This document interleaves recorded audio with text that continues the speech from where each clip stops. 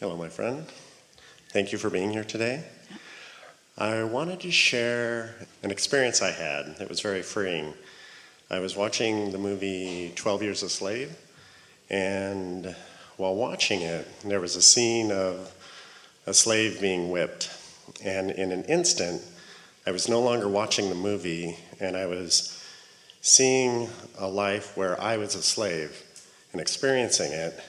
And then a moment later, I was seeing another life where I was a master whipping a slave. And in that moment, I realized that this conflict that I've had of being angry about injustice and everything, that I was the injustice and those having the same thing. And it was a huge relief, like I could let go. I didn't have to fight. Well, what you're talking about fits so perfectly, no surprise, into what we were just talking about relative to this ongoing becoming that you were all about. Because of course, you've had so many life experiences, you've had so many lives, and in them so much experiences through which you have made choices. And those choices now result in what your knowing is, who you really are, what you are now asking for. We can feel a question erupting all around the room, and so we want to make a very strong clarifying point, because there are those who want each of your life experiences to be a lesson for you. Sort of like I needed to live the lesson of being a slave, and I needed to live the lesson of being a master. And I wonder, if I was a slave before I was a master, could I really have whipped someone after having been whipped? And you can make yourself crazy with all of that.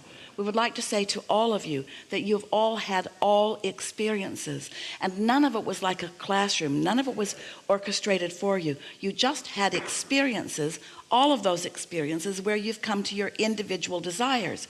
So this is the most important truth, universal, non-physical knowing, destiny, that we could ever speak into a physical environment. 100% of those that you are interacting with, those who exist as human population of this planet, 100% have had all of those experiences and prefer love. Because there's a tendency to say, well, I've worked it out and therefore I'm more evolved. We didn't hear you say that, but there is a tendency to say that. And therefore, someone who is right now behaving in an obnoxious way probably still has that lesson to learn. And that's not what's going on. It's not linear.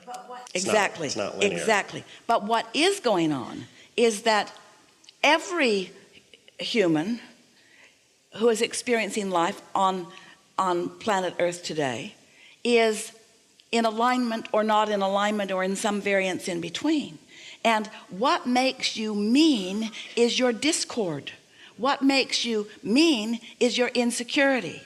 Insecurity is your discord. Insecurity on one end of the stick, security on the other end of the stick. In other words, anytime anyone has activated within them something that is not allowing the whole of them to flow through them, then their behavior in the moment, and there are people who will beat someone today who have never beat anyone before, because the momentum of what's going on and the attention that they're giving to whatever has them so discordant of who they really are that they are flailing about. Their anger is never with someone else. It's always with their maybe not able to verbalize or really understand. It's their awareness of their not being where they innately and deeply understand that they should be. Nothing is worse than to be these evolved, enlightened, pure positive energy, God force beings that every one of you is, and to be in some situation where you have allowed your perspective to grow in a way that you've managed to pinch yourself off completely from all that you are. For a long while we've said, if you saw someone in the street bleeding, you would most likely do everything you could to help them. But if you see someone in the street behaving badly, your tendency isn't to help them, but sometimes to mock them or to shun them or to punish them in some way. And then you're not satisfied. And the reason that then you use them as your object of attention, I feel terrible because of my observation of you, is because you're using them to separate yourself from who you really are, just like they have used a lot of something to separate themselves from who they really are. And the bottom line is, everyone has the potential in time, maybe not immediately, to get back into the harmony of who you are. Because you're not ever going to experience satisfaction unless you are letting all of who you are flow in the conversation that you're having. And if you're letting all of who you are flow in the conversation that you're having, then you're demonstrating wisdom and clarity and love and upliftment. And regardless of how you're being perceived by whoever it is you're talking to, you're not letting whatever they are dissuade you from your alignment with who you really are.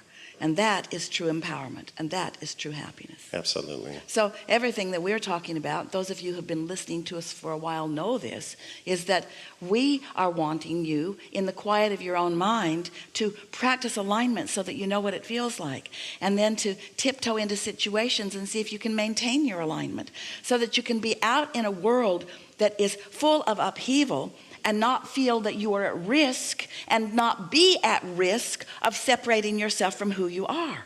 To be aligned with who you are and aware of what's going on in the world gives you the power to soothe others. And really, soothing others is all that you are ever about. It's not about locking them up or joining with enough forces to cause coercion in some way or another. The soothing of the human heart into the alignment of their destined alignment with who they really are, that is the work of all, not just teachers, of all, not just uplifters, of all. And if you want to know, if you want to count yourself among those that are maybe otherwise intended, just try being mad at someone for a little while and feel the destruction that it does to you. Absolutely.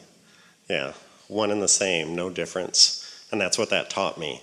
And even with the whole pipeline and the Native Americans, with watching that, I realized I could see that some of those that are protesting used to be soldiers in the old days, and some that were fighting the protesters used to be the Native Americans, and we're all the same. There is no, it's like a huge release of pressure.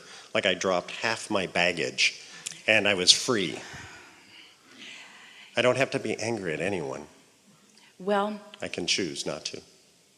you get to be if momentum takes you there. Right, but absolutely. at this point of understanding, you'll never be willing to stay there long, because you understand completely what that means. You have disassociated with the behavior of anyone else, and you understand that how you feel is simply about the choice that you are making in the moment. But making that choice then shows in evidence of what manifests. So if you want to know what the vibrational choices you're making, what the harmonic or discordant choices are that you're making, just look around at what's manifesting in your experience, and there are clues. Absolutely. Yeah. Really good. Thank you.